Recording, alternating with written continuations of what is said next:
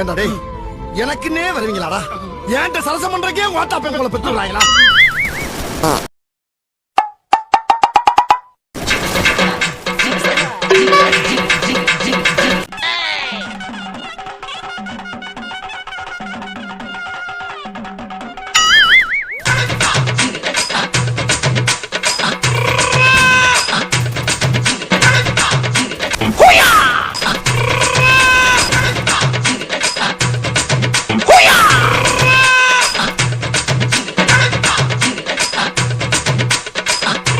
காலையில் 9:10 வேலைக்கு வருவது, ஈட்டியை நீட்டி பிடித்தபடி சுவரோடு சுவராக பள்ளியை போல் ஒட்டி இருந்து விட்டு மாலை 5 மணி ஆனவுடன் வீட்டுக்கு ஓடி விடுவது.